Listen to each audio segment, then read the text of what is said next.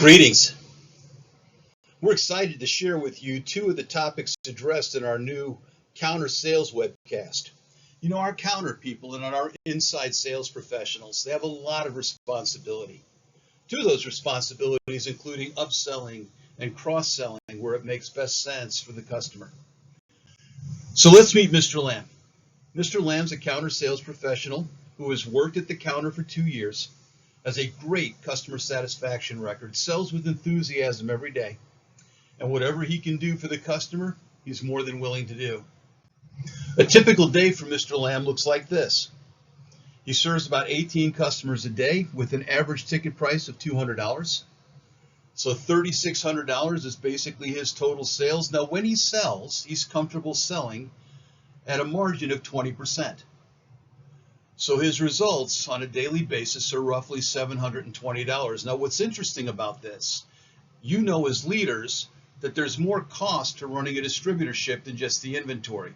You have payroll taxes and benefits and 401k and rent and utilities and a whole host of other costs. And so we said, for educational purposes, what happens if the average cost to process an invoice at the counter is just $40? What would that look like?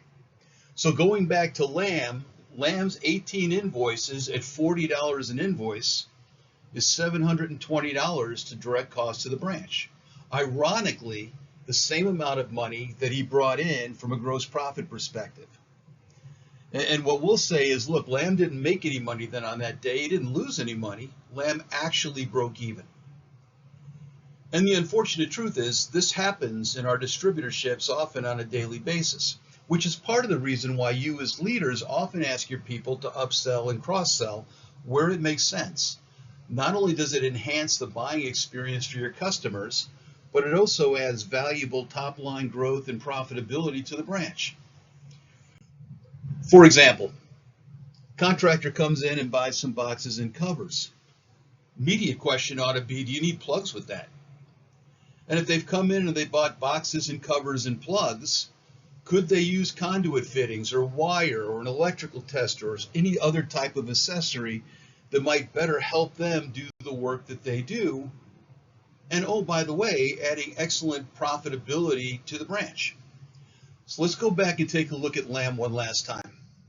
In the original, we looked at Lamb with 18 invoices at $200 an invoice. He makes $3,600 top line growth. But if we could get through cross-selling and upselling just an additional $25 average per ticket, we're not asking a lot. Now 18 times 225 is $4,050. Instead of having a gross profit of $720, it's now $810. And even when we take branch costs into account, our adjusted gross profit dollars are still 90, and maybe equally important, we see a 2.2% growth in adjusted GP. Look, our counter sales profitability webcast is all about maximizing margins through driving effective strategies like cross-selling and upselling.